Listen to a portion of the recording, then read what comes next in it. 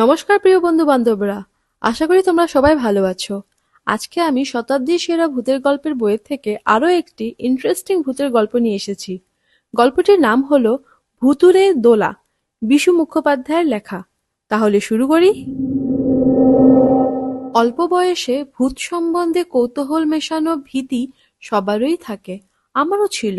ভূতের গল্প শুনতে ভালো লাগতো বটে, কিন্তু বেশি ভয়ের গল্প হলে বেশ ২-৪ দিন গা ছমছম করত। মনে মনে তখন বলতুম, ভূত আমার পুত, শাকচুন্নি আমার ঝি, রাম লক্ষ্মণ বুকে আছে, ভয়টা আমার কি। ঠাকুমা ভূতের ভয় থেকে পরিত্রাণ পাবার জন্য এই মন্ত্রটা আমাদের লিখিয়ে দিয়েছিলেন। ক্রমশ বড় হবার সঙ্গে সঙ্গে ভূত দেখার একটা কৌতূহলও জেগেছিল মনে। তখন সত্য ঘটনা বলে কেউ ভূতের গল্প বললে আমি তাকে চেপে ধরে প্রশ্ন করতুম, আপনি স্বচক্ষে ভূত দেখেছেন কি? অনেকেই তখন আমতা আমতা করে বলতেন, আমি নিজে দেখিনি, কিন্তু নিজে দেখেছে এমন লোকের মুখ থেকে শুনেছি। আমার এক বড় ভগ্নিপতি ছিলেন, তিনি খুব ভালো গল্প বলতে পারতেন। তার কাছ থেকে আমরা ভূতের গল্প শুনতুম। নানাভাবে অনেকবার নাকি তার সঙ্গে ভূতের সাক্ষাৎ পরিচয় হয়েছিল। তিনি সে কাহিনীগুলি এমনভাবে গুছিয়ে আমাদের কাছে বলতেন যে আমরা ভয় পেলেও বারবার সেগুলি শুনতে চাইতুম। একবার তিনি তার পিসতুত ভাইয়ের এমন একটি ঘটনা আমাদের কাছে বলেছিলেন যা আজও ভুলতে পারিনি। ভুলতে পারি না আরও এই জন্য যে সেই পিসতুত ভাইকে ছোটবেলায় আমরাও দেখেছিলুম, এবং এ কাহিনী সে সত্য তা তিনি নিজেও আমাদের কাছে স্বীকার করেছিলেন। ভগ্নিপতির এই পিসতুত ভাই ছিলেন তার বাপ মায়ের একমাত্র সন্তান। তাদের অবস্থাও বেশ ভালো ছিল। গ্রামের মধ্যে দোতলা কোঠা বাড়ি ছিল, একমাত্র তাদেরই। জমি জায়গার আয় থেকে সংসারই শুধু চলে যেত না, বাড়িতে দোল দুর্গোৎসব পূজা আর্চাও হতো। ওই পিসতুত ভাইয়ের বউটি ছিল ভারী লক্ষ্মী মেয়ে।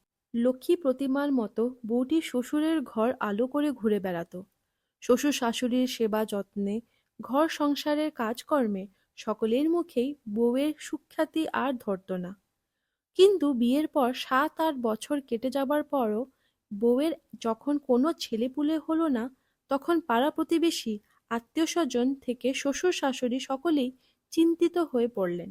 একমাত্র ছেলের কোনো ছেলেপুলে না হলে ছেলের বাপ মায়ের ভাবনা হয় বৈকি। তারা বউয়ের ছেলেপুলে হবার জন্য নানা ঠাকুর দেবতার শরণাপন্ন হতে লাগলেন।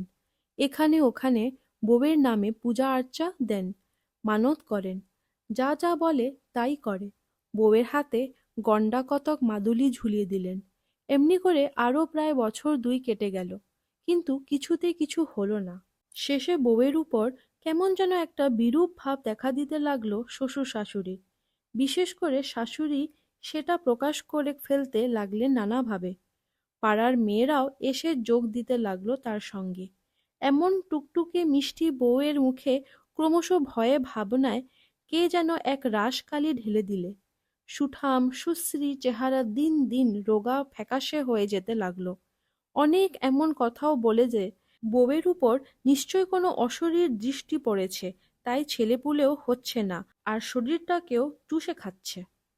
এই সব শুনতে শুনতে বউয়ের মনেও একদিন ধিক্কার এসে গেল। সে স্থির করলে এই জীবন সে আর রাখবে না। একদিন রাত দুপুরে বাড়ির পাশেই এক জল থই থই দিঘিতে ডুবে আত্মহত্যা করবে বলে সে বেরিয়ে পড়ল চুপি চুপি। আস্তে আস্তে পা টিপে বাড়ির দরজা খুলে দিঘির পাড়ে এসে সে দাঁড়ালো। চারিদিক আবছা চাঁদের আলোয় থমথম করছে। মৃত্যু ভয় না থাকলেও বউটি হঠাৎ ভয় পেয়ে গেল সামনেই বেলগাছের তলায় এক ইয়া লম্বা ছোড়া পুরুষকে দাঁড়িয়ে থাকতে দেখে। আলো আঁধারের মধ্যেও তাকে স্পষ্ট দেখা যাচ্ছিল। তিনি আস্তে আস্তে এগিয়ে এলেন বউটির কাছে। এসে ধমকের সুরে বললেন, ছি মা, এ তুমি কি করতে যাচ্ছ? যাও, ঘরে ফিরে যাও, শিগগিরই তোমার মনোকামনা পূর্ণ হবে। তবে এই কথা আর কারোকে বলো না তুমি। গলায় পইতে, খালি গা, দীর্ঘাকায় এই পুরুষকে প্রণাম করে বউটি ভয়ে ভয়ে আবার পা টিপে টিপে বাড়ি ফিরে এলো। সকলে তখনও ও ঘরে ঘুমোচ্ছে।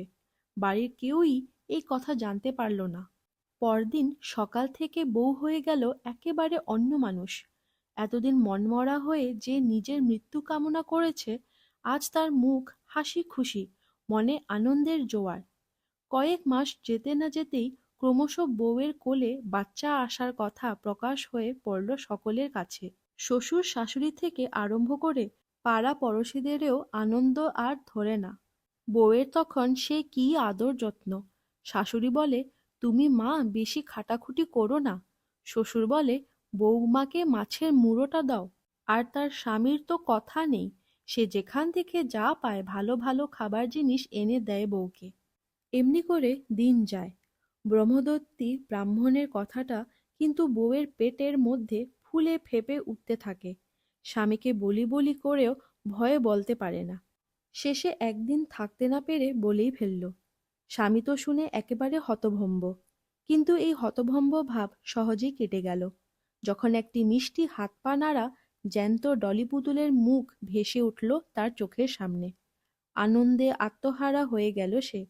মাথায় এক রাশ কোকড়া কোকড়া চুল, টানা টানা চোখ, আর তুলতুলে দেহটা যেন ময়দার সঙ্গে আলতা গুলে তৈরি করেছে কে। ছেলের মা বাবা তো বটেই, এমনকি ঠাকুমা ঠাকুরদা থেকে আত্মীয় স্বজন সকলেই আতুর ঘরে গিয়ে বিভোর হয়ে যেত এই ৭ রাজার ধনমাণিক্যকে দেখে। তার দিক থেকে কেউই চোখ ফেরাতে পারত না। কিন্তু এই আনন্দের মধ্যে আতুর ঘরে বিষাদের ছায়া নেমে এলো। বউটি হঠাৎ মারা গেল। আটকরায়ের আগের দিন সেপটিক জ্বরে।